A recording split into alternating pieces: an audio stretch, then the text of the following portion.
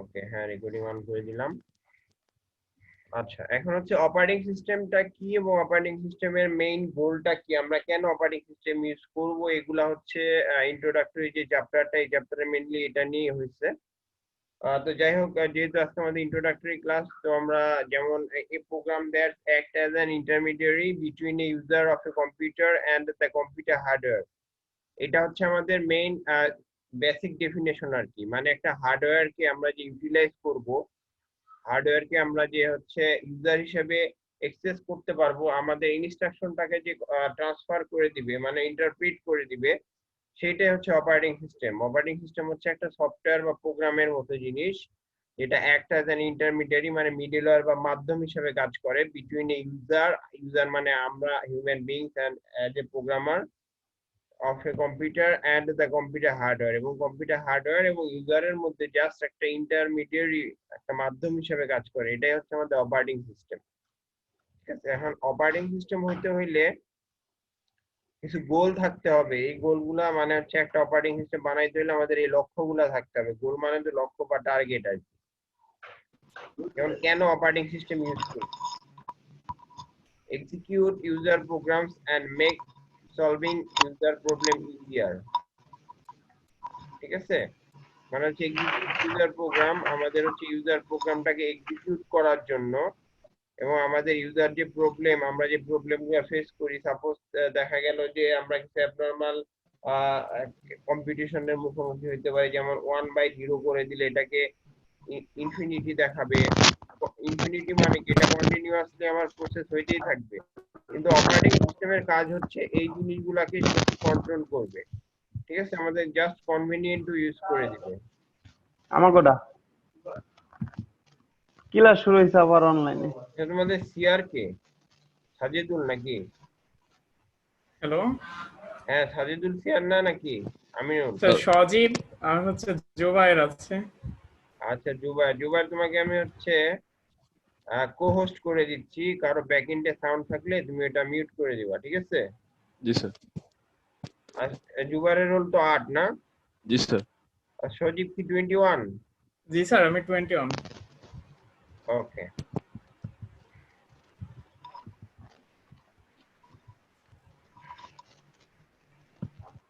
ঠিক আছে, আমরা যেখানে ছিলাম আর কি, যেমন হচ্ছে অপারেটিং সিস্টেমের গোলগুলোর মধ্যে একটা হচ্ছে execute user programs and make solving user problem easier.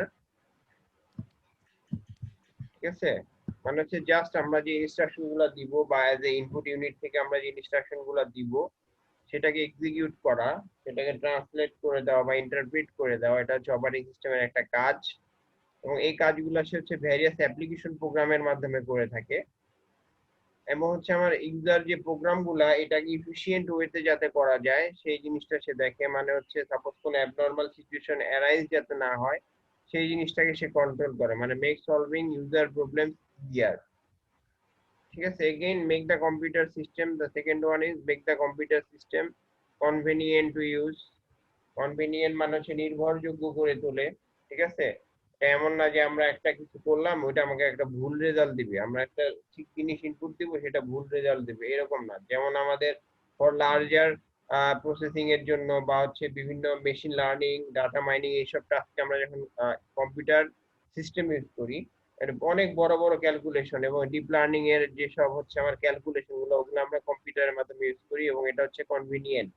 ঠিক আছে, কারণ সে কোনো ভুল ক্যালকুলেশন দিবে না, এটা একটা রিলায়েবল একটা সোর্স, মানে হচ্ছে একটা ডিপেন্ডেন্সি আর কি।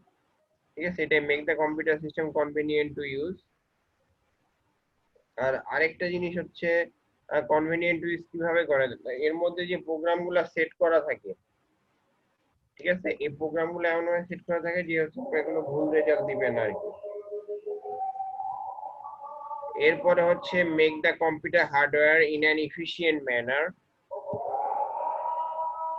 যেমন হচ্ছে কম্পিউটারের যে হার্ডওয়্যার, এটাকে ইফিশিয়েন্ট ম্যানার মানে হচ্ছে কি, আমার ইফিশিয়েন্ট বলতে কি বোঝায় বলতে পারবা? ইফিশিয়েন্টের বাংলা কি? মানে দক্ষতা আর কি বলা যাইতে পারে, মানে সর্বোচ্চ দক্ষতা অনুযায়ী সেই কম্পিউটার হার্ডওয়্যারটাকে ইউজ করে আর কি। ঠিক আছে, use computer hardware in an efficient manner. মানে সাপোজ ধরো যে আচ্ছা আমার এখানে আজানটা শেষ হোক 2 মিনিট, একটু ওয়েট করো।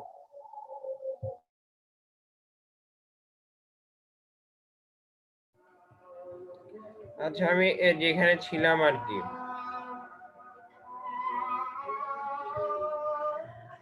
যেমন হচ্ছে এখানে বলছে use the computer hardware in an efficient manner, ঠিক আছে? আচ্ছা একটু পরে আর শুরু করি।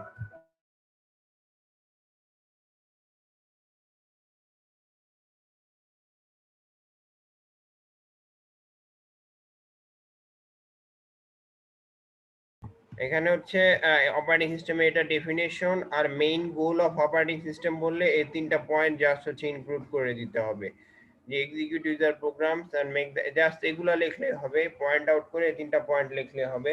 আর আমি যে বইটা দিব বইয়ের মধ্যে অনেক ডিটেলস লেখা, ঠিক আছে, ডিসক্রাইব করা আছে, এভাবে ডিসক্রাইব করা লাগবে না, জাস্ট এটা লিখে দিলে হবে 3টা পয়েন্ট, ঠিক আছে?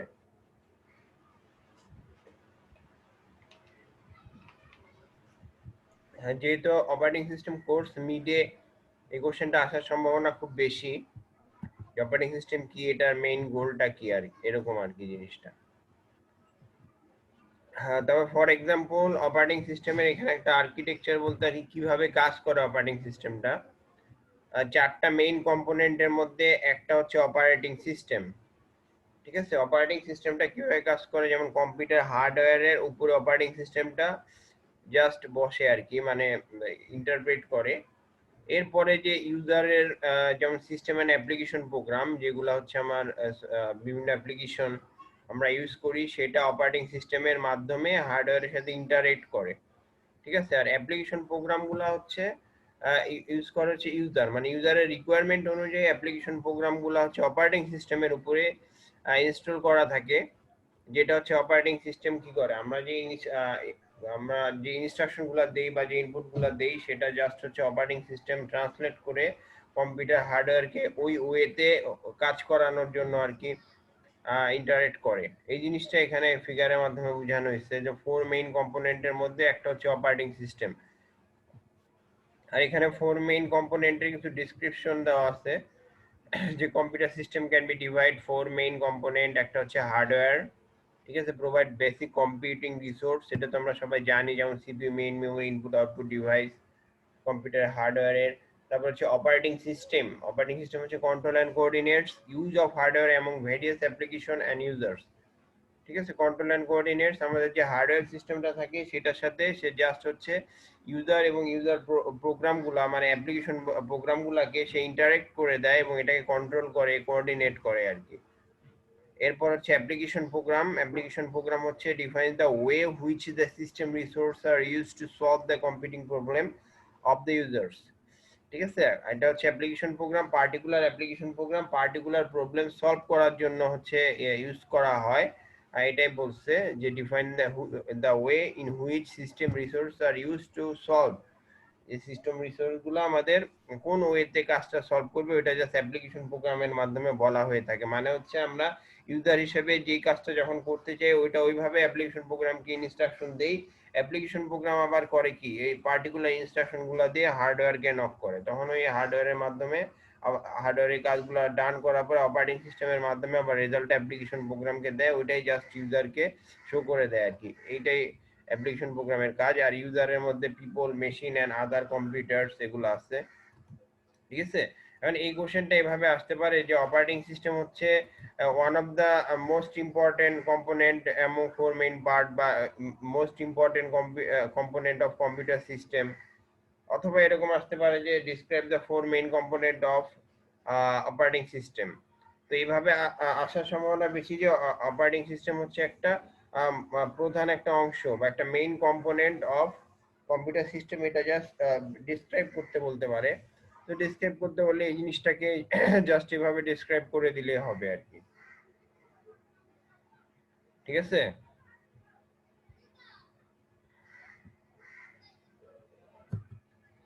আচ্ছা আমি একটু নামাজের বিরতি নিব, তোমাদের এখানে নামাজ কতক্ষণ হয়, কয়টা পর্যন্ত? স্যার সময় তো ঠিক নেই, এক এক স্যার এখন আজান গ্রামে দিচ্ছে, যারা শুরু আছে হয়ে যাবে এখন বিভিন্ন জায়গায় মাগরিবের বিভিন্ন। টাইম। কয়টা থেকে কয়টা পর্যন্ত দিব বিরতি? ছয়টা 35 পর্যন্ত দিতে পারেন স্যার, আমার এখানে 6টা 30-এ শুরু হবে। আচ্ছা, তাহলে 6টা 35 থেকে আবার শুরু করব। Thank you sir. ঠিক আছে। জি স্যার। আচ্ছা আচ্ছা, যেমন একটু আগে যেটা বললাম আর কি, এটা এমন আশা করি সবাই বুঝতে পারছো। যেমন হচ্ছে তোমার অপারেটিং সিস্টেম কি, অপারেটিং সিস্টেমের গোল, তারপরে হচ্ছে অপারেটিং সিস্টেম যে কম্পিউটার সিস্টেমের মধ্যে একটা মেইন কম্পোনেন্ট, এই জিনিসটা। ঠিক আছে, জিনিসটা এইভাবে আসতে পারে আর কি। এটা হচ্ছে আমি লেকচার স্লাইড আপলোড করে দিব, বা হচ্ছে এই লেকচারটা আপলোড করে দিব ক্লাসরুমে। ঠিক আছে। এরপরে হচ্ছে তোমার 5 major activities of operating system. Operating সিস্টেমের 5টা মেজর অ্যাক্টিভিটিস অবশ্যই থাকতে হবে। অ্যাক্টিভিটিসগুলো যদি না থাকে তাহলে হচ্ছে আমাদের operating system will not be meaningful. Okay, এটা অ্যাপ্লিকেবল হবে না আর কি। যেমন হচ্ছে এর মধ্যে একটা হচ্ছে creation and deletion of user and system process. ঠিক আছে, অপারেটিং সিস্টেমের মেইন কাজটা হচ্ছে প্রসেস ক্রিয়েট করা। যেমন আমরা যদি কোনো কিছু এক্সিকিউট করতে চাই বা কোনো অপারেশন পারফর্ম করতে চাই, তার জন্য আমাদের ডিফাইন কিছু প্রসেস ক্রিয়েট হইতে হবে। ঠিক আছে, সাপোজ আমি যদি একটা ইনস্ট্রাকশন দিয়ে বলি এটাকে হচ্ছে এক্সিকিউট করতে হবে, তাহলে ইনস্ট্রাকশন এক্সিকিউশনের জন্য কিছু প্রসেস ক্রিয়েট হবে, যে প্রসেস এই কাজগুলোকে হচ্ছে করবে আর কি, মানে রেসপন্সিবল ফর দিস ওয়ার্ক আর কি। তারপরে হচ্ছে আমার এই প্রসেসগুলো এমন হবে যে এটাকে আবার ডিলেট করতে হবে।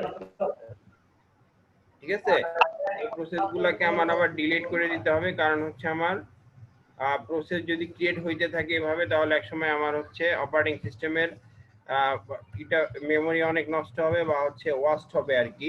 তো এই জন্য আমার প্রসেসের ক্রিয়েশন এবং ডিলেশন এই জিনিসটা হচ্ছে অপারেটিং সিস্টেমের গুরুত্বপূর্ণ একটা টাস্ক। ঠিক আছে, major activities, one of the major activities. এবং হচ্ছে প্রসেস যদি ডিলিট আমি না করি তাহলে এই টাস্কটা কিন্তু টার্মিনেট হবে না। আমি যেই কাজটা শুরু করলাম এটা ইনফিনিটি ভাবে চলতে থাকবে যতক্ষণ পর্যন্ত তার আন্ডারে প্রসেসগুলো ক্রিয়েট হইতে থাকবে। যখনই প্রসেস ক্রিয়েশনটা, যে প্রসেসটা থাকবে সেটাকে আমি ডিলিট করে দিব, তখন সে হচ্ছে ওই আপাতত টাস্কটা সে টার্মিনেট করে, এটাকে বলে হচ্ছে হল্ট। হল্ট করে, হল্ট মানে হচ্ছে টার্মিনেট করবে এবং আউটপুটের রেজাল্টটা দিয়ে দিবে আর কি, আউটপুট দিবে একটা। তো হচ্ছে প্রসেস নিয়ে আমাদের আলাদা চ্যাপ্টার আছে একটা, ওখানে আমরা প্রসেস সম্পর্কে ডিটেলস, কিভাবে ক্রিয়েট হয়, কিভাবে রিজাম করে, ডিলিট করে, বা প্যারেন্ট প্রসেস, চাইল্ড প্রসেস, এগুলা নিয়ে আমরা ডিসকাস করব। আর এটা হচ্ছে সাসপেনশন এন্ড রিজামশন অফ প্রসেস। ঠিক আছে, সাসপেনশন এন্ড রিজামশন। সাসপেনশন বলতে বোঝায় কোনো একটা প্রসেস রানিং অবস্থায় আছে, এখানে কোনো হচ্ছে ইন্টারাপ্ট হইলো, কোনো ইন্টারাপ্ট যদি অকার হয়, সেই ক্ষেত্রে সে প্রসেসটাকে সাসপেন্ড করে দেবে আপাতত কিছু সময়ের জন্য। সাসপেন্ড বলতে বোঝাবে যে সে হচ্ছে পজ করা আছে বা সে নিষ্ক্রিয় করে দিবে, তার কাজটা আপাতত একটা জায়গায় স্টপ করে রাখবে। যতক্ষণ পর্যন্ত ইন্টারাপ্টটাকে সে কন্ট্রোল করবে বা ইন্টারাপ্টটাকে সে যতক্ষণ পর্যন্ত মিনিমাইজ না করতে পারবে, ততক্ষণ এই প্রসেসের কাজটা সাসপেন্ড হয়ে থাকবে। এবং এগেইন কোনো সাসপেন্ড হওয়া প্রসেসকে রিজাম করাটাও অপারেটিং সিস্টেমের একটা হচ্ছে অ্যাক্টিভিটিস। ঠিক আছে, সাসপেনশন এন্ড রিজামশন অফ প্রসেস, এটাও অপারেটিং সিস্টেমের একটা মেজর অ্যাক্টিভিটিস। কোনো প্রসেসকে আমার পজ করতে বা হচ্ছে রিস্টার্ট করার জন্য এটাকে সাসপেনশন আর রিজামশন বলা যেতে পারে।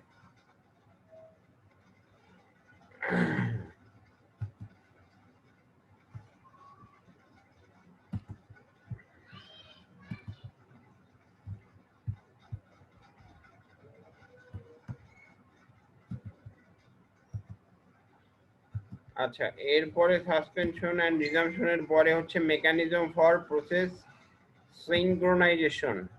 সিনক্রোনাইজ বলতে বোঝায় যে প্যারালালি যদি অনেকগুলা কাজ আমরা একই সাথে করি, সেটা হচ্ছে একটা প্রসেস সিনক্রোনাইজেশন। ঠিক আছে, আমরা সাপোজ আমরা কয়েকটা মাল্টিটাস্কিং যখন করবো, মাল্টিটাস্কিং জিনিসটাকে হচ্ছে প্রসেস সিনক্রোনাইজেশন বলা যায়। এটা হচ্ছে অপারেটিং সিস্টেমের একটা মেজর অ্যাক্টিভিটিস।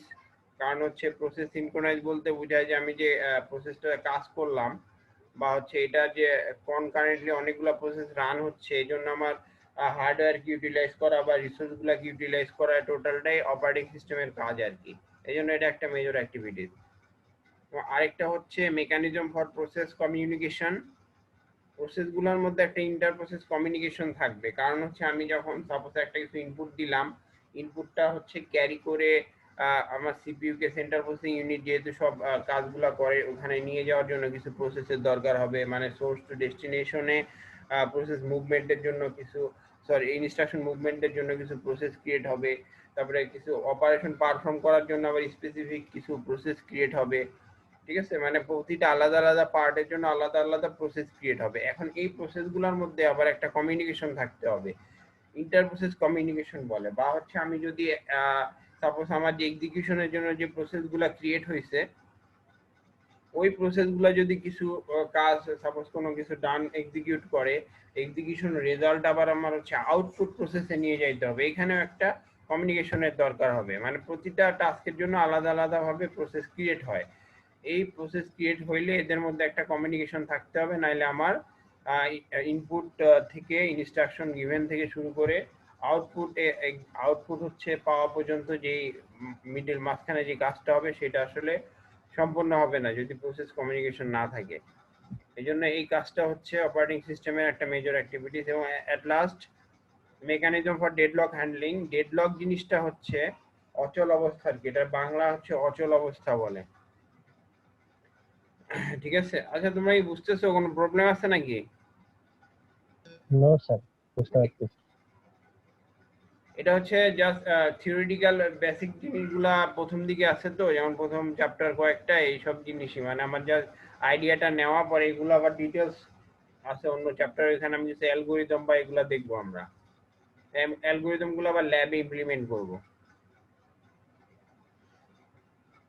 ওইটা আর কি। আচ্ছা, মেকানিজম ফর ডেডলক হ্যান্ডলিং হচ্ছে আমার, ডেডলক মানে হচ্ছে অচল অবস্থা। যখন সাপোজ ধরো একটা নির্দিষ্ট রিসোর্সকে কয়েকটা প্রসেস মিলে হচ্ছে এক্সেস করতে যাবে, তখন একটা ডেডলক অ্যারাইজ করবে। ঠিক আছে, ডেডলক মানে একটা অচল অবস্থা, কারণ কোনো প্রসেসই ওই রিসোর্সটাকে হোল্ড করতে পারবে না, কারণ রিসোর্স একটা, প্রসেস অনেকগুলা। ঠিক আছে, বা যদি একটা প্রসেস ওই রিসোর্সটাকে হোল্ড করে ফেলে, P1 যদি হোল্ডও করে ফেলে, সেক্ষেত্রে যাবে P2 P3 P4 আবার ওই প্রসেসটার জন্য, সরি ওই রিসোর্সটার জন্য ওয়েট করতে থাকবে যতক্ষণ পর্যন্ত P1 কাজ শেষ না করবে। তার মানে এখানে অন্যান্য প্রসেসগুলো একটা ওয়েটিং অবস্থায় থাকবে।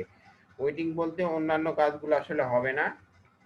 ঠিক আছে, তখন ওইটা হলো অচল অবস্থা। ওয়েটিং থাকা মানে অচল অবস্থা ক্রিয়েট হয়। সাপোজ রিয়েল লাইফ একটা এক্সাম্পল, যেমন ধরো যে গ্রিন রোড পান্থপথে যে সিগন্যালটা আমাদের ইউনিভার্সিটির সামনে, ওখানে কিন্তু চারদিক থেকে হচ্ছে তোমার ভেহিকেল গুলা বা ট্রান্সপোর্ট যেগুলো চারদিক থেকে যাতায়াত করে আর কি সিগনালে। আর সিগন্যাল যদি একদিকে অন করে দেয় তাহলে বাকি তিন দিকে কিন্তু থামে থাকতে হয়। ঠিক আছে, এই জিনিসটা একদিকে যদি অন হয়ে যায় দেখবা যে বাকি অন্যান্য এগুলাতে হচ্ছে সে স্টপ হয়ে থাকে, মানে ডেডলক, ওইগুলো হচ্ছে ডেডলক ক্রিয়েট হয়ে যায়। ঠিক আছে, অচল অবস্থা, এটা হচ্ছে অচল অবস্থা আর কি।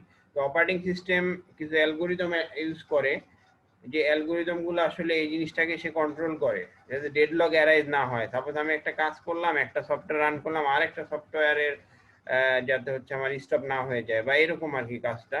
বা ব্যাক এন্ডে যে কাজগুলো হয়, সাপোজ একটা কাজের জন্য আরেকটা কাজ যাতে স্টপ না হয়ে যায়, এই অনুযায়ী সে প্রসেসটাকে ম্যানেজ করে, কোনটার পরে কোনটা একটা সেফ সিকোয়েন্স সে হচ্ছে ফাইন্ড আউট করে। সেফ সিকোয়েন্স ফাইন্ড আউট করার জন্য সে একটা অ্যালগোরিদম ইউজ করে, সেটাকে বলে ব্যাংকার্স অ্যালগোরিদম। সেটা আমরা হচ্ছে যখন ডেডলক আমাদের একটা চ্যাপ্টার আছে, ওই চ্যাপ্টার যখন পড়বো তখন আমরা দেখবো আসলে এই অ্যালগোরিদমটা কিভাবে ইউজ করে। ঠিক আছে, এটা হচ্ছে আমার ডেডলকের মেকানিজম, ওই অ্যালগোরিদমের মাধ্যমে সলভ করা হয়। মেজর অ্যাক্টিভিটিস এটাও ইম্পর্টেন্ট, আমি যা সিলেক্টিভ কিছু টপিকস দেখাচ্ছি, আমাদের কোর্স অনেক কিছু থাকবে কিন্তু সিলেক্টিভ যে টপিকগুলো দেখাবো এগুলো হচ্ছে এক্সামে থাকবে আর কি। ঠিক আছে, কারো কোনো কোশ্চেন আছে? কেউ তো কিছু বলতেছো না।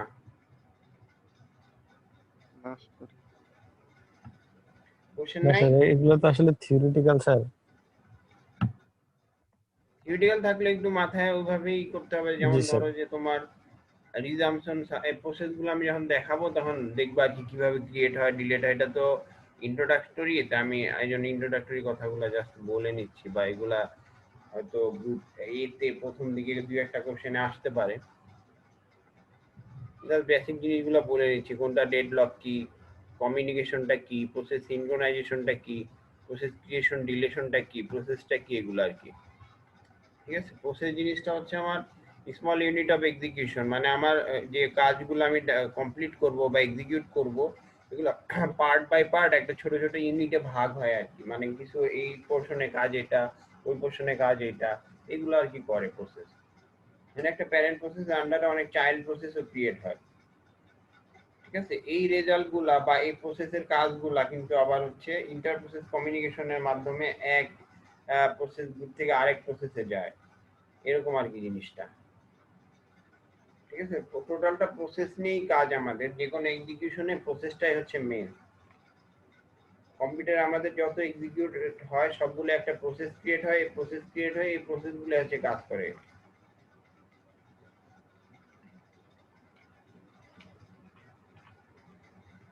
এটা সম্পর্কে আমরা আরো ডিটেলস পড়বো প্রসেস চ্যাপ্টারে, ওটা একটা বড় চ্যাপ্টার, ওটা আমাদের বেশ কিছুদিন সময় লাগবে এটা পড়বো।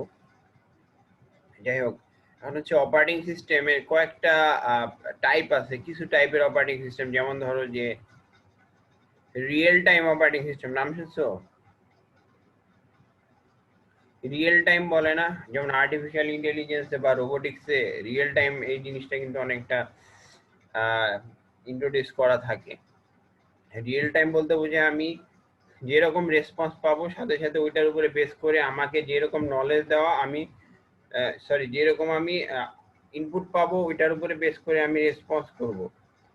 ঠিক আছে, যেমন আমাকে যদি কেউ একটা মোবাইল ফোন দেখায়, যে আমি কিন্তু বলতে পারতেছি এটা মোবাইল ফোন, কিন্তু এমন যদি হয় যে জীবনে মোবাইল ফোন দেখে নাই, তাকে যদি আমি একটা মোবাইল ফোন দেখাই, সে কিন্তু বলতে পারবে না এটা যে মোবাইল, বা এটার নামটা সে বলতে পারবে না। ঠিক আছে, রিয়েল টাইম অপারেটিং সিস্টেমটা সাপোজ এরকম যে এর মধ্যে কিছু জিনিস আগে থেকে সেট করে দেওয়া থাকে, এগুলার বাইরে সে কোনো কাজ করতে পারবে না। যেমন হচ্ছে এখানে সাপোজ আমি বলে দিলাম, যেমন আমি যে চন্দ্রযান বা হচ্ছে বিভিন্ন নভোযান পাঠাই, ওগুলা কি করে, ওরা হচ্ছে ওখানে তো মানুষবিহীন আর কি, ওরা এখানে যে যেরকম আউটপুটে বা হচ্ছে সেন্সর দিয়ে যা পায়, আইওটি আইওটি অনেকটা ইন্টারনেট অফ থিংস এর মতো, এখানে সেন্সর দিয়ে যেগুলা জিনিস সে হচ্ছে ক্যাপচার করতে পারে, সেগুলা সে একদম সাথে সাথে রেসপন্স করে আবার হচ্ছে যারা এখান থেকে কন্ট্রোল করে ওদেরকে পাঠায় দেয়। যেমন এখান থেকে আমি অপারেটিং সিস্টেমকে ট্রেন করাইলাম যে কিছু পাথর, গাছ থাকলে এরকম হয়, পানি থাকলে এরকম হয়। ঠিক আছে, এগুলো আমি জাস্ট ওকে ট্রেন করাইলাম, সেখান থেকে ট্রেনিং নিল এবং অপারেটিং সিস্টেমটা আমি ওইভাবে বিল্ড আপ করলাম, সে অন্য কোনো কাজ করবে না। তো যখন আমি নভোযানটা পাঠাইলাম, সে ওইখানে যা দেখবে যে আসলে এই রিলেটেড কোনো কিছু পায় কিনা, পাথরের মতো কোনো কিছু দেখলে বা আমি যেভাবে ট্রেন করাবো সে বলে দিবে এটা পাথর। ঠিক আছে, এরকম অনেকটা জিনিসটা, যেমন ওই অনেকে প্রজেক্ট করে দেখবা সেন্সর ইউজ করে, যে সামনে যদি মানুষ দাঁড়ায় তাহলে হচ্ছে দরজা খুলে যাবে, বা এরকম হার্ডওয়্যার প্রজেক্ট করে। এগুলো কিন্তু অনেকটা এরকম, সেন্সরের ভিতরে হচ্ছে ট্রেন করা থাকে নিউরাল নেটওয়ার্ক দিয়ে, নিউরাল নেটওয়ার্ক জাস্ট ট্রেন করে যে হচ্ছে এটা মানুষ থাকলে এরকম, বা হচ্ছে বিড়াল থাকলে এরকম, গরু থাকলে এরকম, এই জিনিসটা অনেকগুলো তাকে ট্রেন করায়। তো নিউরাল নেটওয়ার্কের মধ্যে এগুলা বায়াস হয়ে এই ইনফরমেশন গুলা স্টোর হয়ে যায়। তো এই রিলেটেড কোনো জিনিস থাকলে সে জাস্ট ফিচার গুলা ম্যাচ করে দেখে যে হ্যাঁ এটা হচ্ছে এরকম, তো আমি এটাকে মানুষ হিসেবে, হিউম্যান হিসেবে ডিটেক্ট করলাম, এরকম আর কি। রিয়েল টাইম অপারেটিং সিস্টেম জিনিসটা অনেকটা এরকম, আমি যেভাবে এটাকে ইন্ট্রোডিউস করাই দিব সে ওইভাবে হচ্ছে আমাকে আউটপুটটা দিবে। যেমন এখানে বলছে real time operating system is an operating system intended to serve real time application request. ঠিক আছে, রিয়েল টাইম আমি এখনই এটাকে দেখাবো এবং সে আমার হচ্ছে এটা জাস্ট সাথে সাথে রেসপন্স করবে, এবং রেসপন্সটাও ফিক্সড করা থাকবে ভিতরে। It must be able to process data as it comes in, typically without buffering delay. As it comes in মানে কি, এটা যেভাবে এটা নিবে, সেন্সরটা যা নিবে সেটাই সে বলে দেবে। আমি সেন্সরের সামনে একটা মোবাইল ফোন ধরবো, সেন্সর আমার সাথে সাথে ডিসপ্লেতে দেখাবে ইটস এ মোবাইল ফোন, এরকম আর কি জিনিসটা, কোনো বাফারিং থাকবে না এবং তার মধ্যে কোনো ক্যালকুলেশন জিনিসটাও থাকবে না, সে সবসময় আউটপুট দিবে, আমি দেখাইলেই সে রিলেটেড আউটপুট দিবে। কিন্তু আমি যদি এটাকে ভুল ট্রেন করাই, সাপোজ আমি একটা কলমটাকে ট্রেন করায় মোবাইল ফোন হিসেবে তাকে কিনায় দিলাম ভিতরে নিউরাল নেটওয়ার্কে, তো সেই ক্ষেত্রে আমি যখন তাকে মোবাইল কলম ধরবো সে বলবে মোবাইল ফোন, ভুল ট্রেনিং হলে এরকম হবে আর কি। ঠিক আছে, এটা হচ্ছে রিয়েল টাইম একটা অপারেটিং সিস্টেম, এর এটা একটা অনেক ভাস্ট, আর্টিফিশিয়াল ইন্টেলিজেন্স এর একটা অনেক ভাস্ট ইম্পর্টেন্স আছে। যেমন হচ্ছে এইচডিটিভি রিসিভ অ্যান্ড ডিসপ্লে। এইচডিটিভি জিনিসটা হচ্ছে যেখান থেকে আমি অটোমেটিক একটা সেন্সরের মাধ্যমে যেরকম সে আউটপুট থেকে যে কামস ইন মানে ইনপুটটা যেরকম আসে সাথে সাথে সে হচ্ছে ওই জিনিসটা কোনো বাফারিং ডিলে ছাড়াই সেটা হচ্ছে আউটপুটে দেখায় আর কি। ঠিক আছে, আউটপুট বলতে ডিসপ্লেতে দেখায়। কিন্তু অন্যান্য এমনিতে টিভি বা এসব টিভি চ্যানেল যেগুলো এগুলা কিন্তু হচ্ছে আমার ভিতরে অনেক করে সেট করে তারপর প্রসেস করতে হয়, কিন্তু এটা হচ্ছে রিয়েল টাইম। এইচডিটিপি যেটা সেটা কিন্তু রিয়েল টাইম আর কি। এইচডিটিপি আমাদের মহাকাশ গবেষণা যেগুলা সেখানে ইউজ করা হয় আর কি। এটা কিন্তু আমাদের এমনি জেনারেল বাসার যেগুলা ডিজিটাল টিভি ওইটা না, এটা হচ্ছে আলাদা জিনিস। বুঝতে পারছো? কোনো কোশ্চেন আছে রিয়েল টাইম অপারেটিং সিস্টেম নিয়ে? ভাই বুঝতেছো না? চুপচাপ বসে আছো, আমি তো জি স্যার, বুঝতে পারছি। বুঝতেছো? জাস্ট এটা Yes, একটু sir. এরকমই জিনিসটা, একটু ওইভাবে নিতে হবে আর কি। মানে প্রথম এই জিনিসগুলো অ্যালগোরিদম গুলো একটু বুঝার ম্যাথমেটিক্যাল, ওইটা আমরা এই করতে পারবো, কিন্তু এই জিনিসগুলো একটু থিওরিটিক্যাল।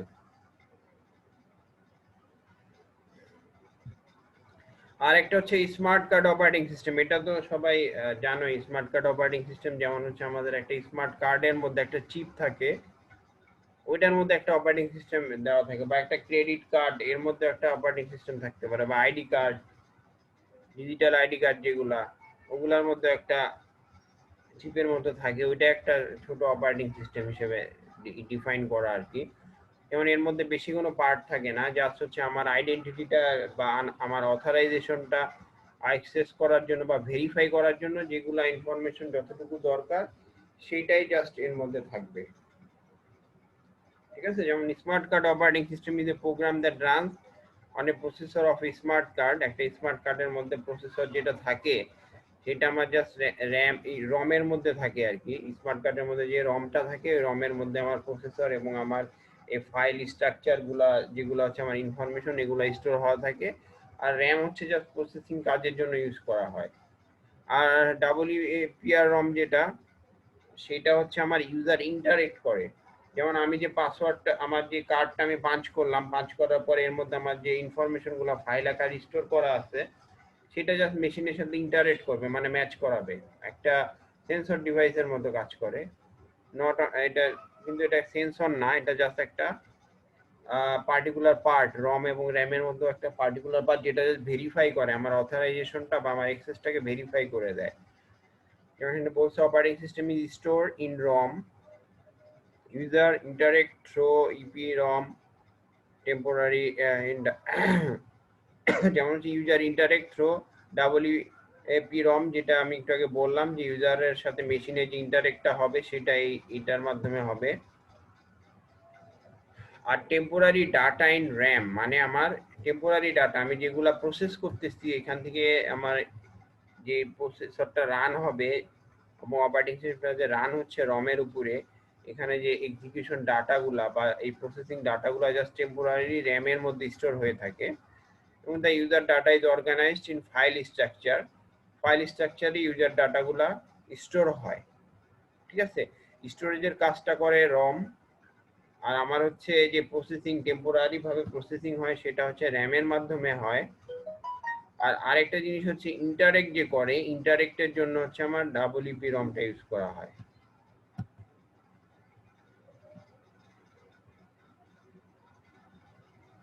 আচ্ছা, গুগল ক্লাসরুমের কোডটা আমি ক্লাস শেষে তোমাদের যে গ্রুপ আছে মেসেঞ্জার গ্রুপ, ওইখানে আমি দিয়ে দিব আর এগুলো এখানে আপলোড করে দিব। Okay sir.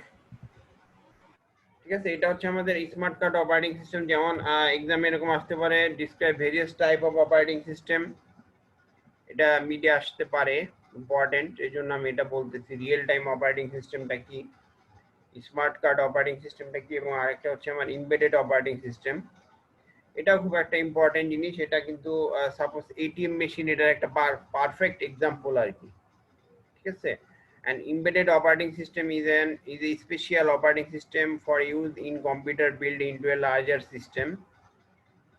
ঠিক আছে, একটা এমবেডেড অপারেটিং সিস্টেম যেটা হচ্ছে স্পেশালাইজ, মানে একটা ফিক্সড টাস্ক করার জন্য সেটাকে বিল্ড করা হয়। যেমন আমরা এটিএম মেশিনে যে অপারেটিং সিস্টেম সেটার মধ্যে কিন্তু ফিক্স কিছু টাস্ক বলে দেওয়া থাকে যে এই টাস্কগুলো এসে করবে।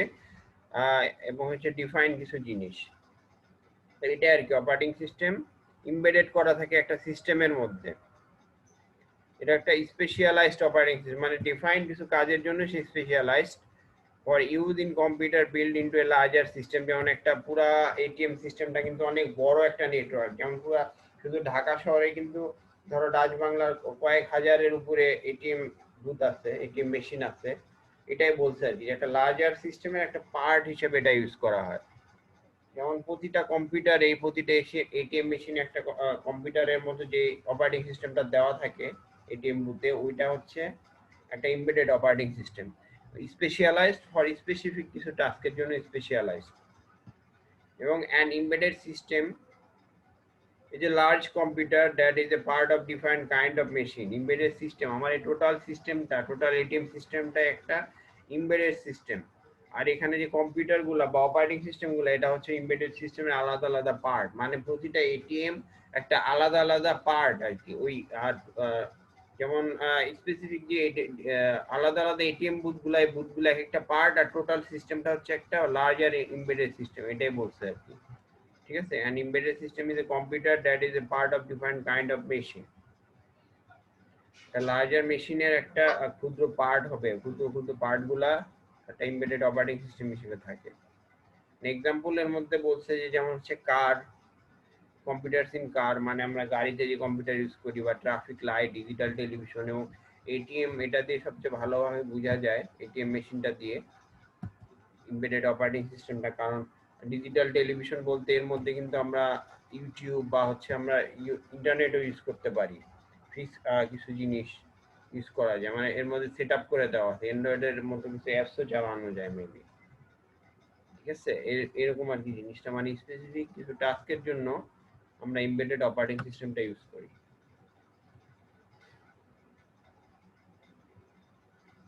কিছু বলবা? কোনো কোশ্চেন নাই? ছিল এই যে একটু আগে আমি ওকে স্যার। তখন হয়েছিল, অফ হয়েছিল, পজ হয়েছিল আর কি, ছিল রেকর্ডিং ফাংশন।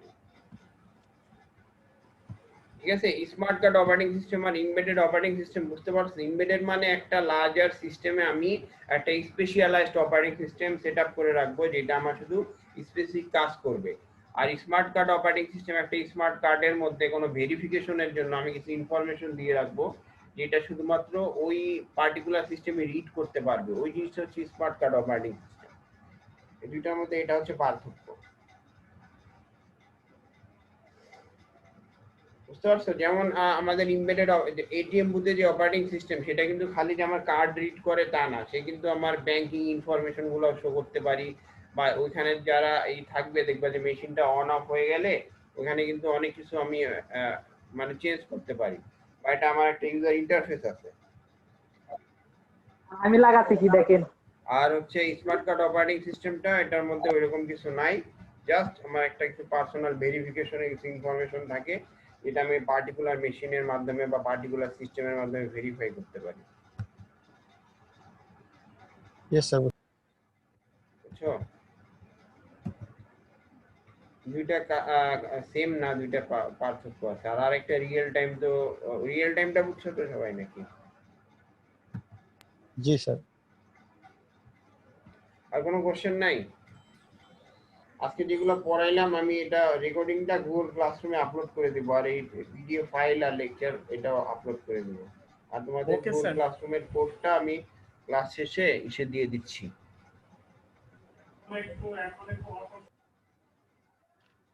ঠিক আছে, জি স্যার। আর কেউ কিছু বলবো নাকি?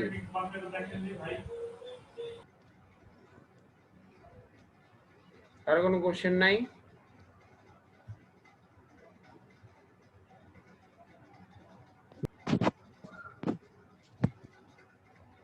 জুবাই কিছু বলবা? না স্যার। তাহলে কি শেষ করে দিব না নতুন টপিকসে যাব? স্যার আজকের মতো শেষ করে দিতে পারেন স্যার। অনলাইনে অনেক তাড়াতাড়ি হয়ে যায় না? জি স্যার। অনেকগুলো টপিক করলাম, তাড়াতাড়ি শেষ হয়ে গেলে মাঝখানে আমরা বিরতিও নিলাম নামাজের। স্যার থিওরিটিক্যাল পড়া তো স্যার, এখন আর ভিডিও দেখে পড়া লাগবে। আবার দেখে দেখে স্যার